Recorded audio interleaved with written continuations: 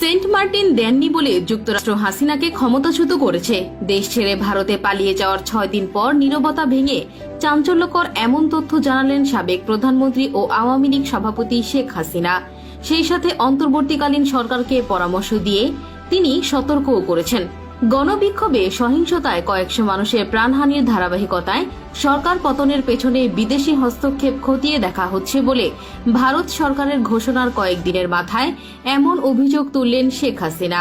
গত 10 আগস্ট শনিবার দলের নেতাকর্মীদের উদ্দেশ্যে দেওয়া বার্তায় তিনি এসব অভিযোগ করেছেন বলে ভারতীয় সংবাদ মাধ্যম দ্য প্রিন্ট এক প্রতিবেদনে তুলে ধরেছে। শেখ হাসিনার বার্তা উদ্ধৃত করে দ্য প্রিন্ট প্রতিবেদনে বলা হয়, আমি যদি যুক্তরাষ্ট্রের হাতে সেন্ট মার্টিন ও বঙ্গোপসাগর ছেড়ে দিতাম তাহলে আমি ক্ষমতায় থাকতে পারতাম। এতে বলা হয়, বেশ কিছুদিন ধরেই যুক্তরাষ্ট্রের সঙ্গে শেখ হাসিনার সরকারের টানাপোড়েন চলছিল।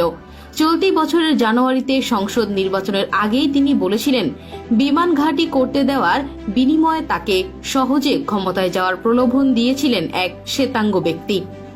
এদিকে কোনো বিদেশি শক্তির দ্বারা ব্যবহৃত না হওয়ার জন্য নতুন অন্তর্বর্তীকালীন সরকারকে সতর্ক করেছেন বাংলাদেশের ইতিহাসে সবচেয়ে দীর্ঘমেয়াদে ক্ষমতায় থাকা প্রধানমন্ত্রী। শেখ হাসিনা বলেন, প্রাণহানির মিছিল যাতে দেখতে না হয় সেজন্য আমি পদত্যাগ করেছি। তারা শিক্ষার্থীদের নিথর দেহের ওপর দিয়ে ক্ষমতায় আসতে চেয়েছিল, আমি তা হতে দেইনি। আমি দেশে থাকলে হয়তো আরো প্রাণহানি হতো, আরো অনেক সম্পদহানি হতো, আমি তেমনটি চাইনি। দলীয় নেতাকর্মীদের উদ্দেশ্যে দেওয়া বার্তায় শেখ হাসিনা দেশে ফিরে আসার অঙ্গীকার করেছেন। আওয়ামী লীগ সভাপতি বলেন, আমি শিগগিরই ফিরব ইনশাআল্লাহ। পরাজয় আমার, কিন্তু জয়ী হয়েছে বাংলাদেশের জনগণ। আমি নিজেকে সরিয়ে নিয়েছি। আপনাদের সমর্থন নিয়ে আমি এসেছিলাম, আপনারাই ছিলেন আমার শক্তি। আপনারা যখন আমাকে চাননি তখন আমি নিজে থেকে সরে গেছি, পদত্যাগ করেছি। আমার যেসব কর্মী যেখানে আছেন তারা কেউ মনোবল হারাবেন না। আওয়ামী লীগ বারবারই উঠে দাঁড়িয়েছে।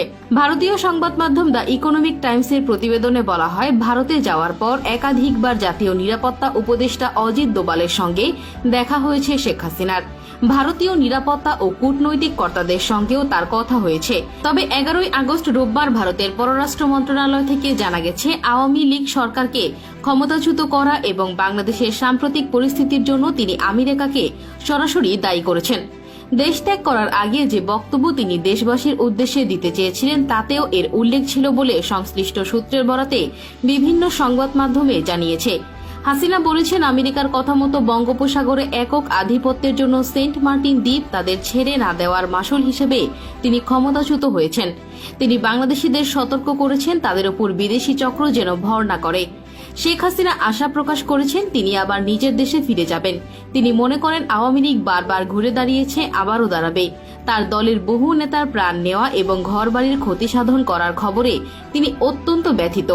ভারতের আনন্দবাজার পত্রিকা জানিয়েছে, হাসিনার ঘনিষ্ঠ আওয়ামী লীগের শীর্ষ কর্তাদের বক্তব্য এবং গত মে মাসে আমেরিকার দক্ষিণ ও মধ্য এশিয়া বিষয়ক সহসচিব ডোনাল্ড লুর ঢাকা সফরের সঙ্গে এই ক্ষমতা পরিবর্তনের সম্পর্ক রয়েছে।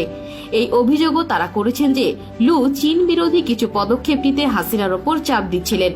শেখ হাসিনা বর্তমানে ভারতের হিন্দন বিমান ঘাঁটির কাছাকাছি একটি গোপন আস্তানায় অবস্থান করছেন। যতক্ষণ না তার পরবর্তী আশ্রয়ের ঠিকানা নির্ধারিত হয় ততক্ষণ পর্যন্ত তিনি নয়াদিল্লিতেই থাকবেন। ধারণা করা হচ্ছে শেখ হাসিনাকে দীর্ঘ সময়ের জন্য ভারতে থাকতে হতে পারে।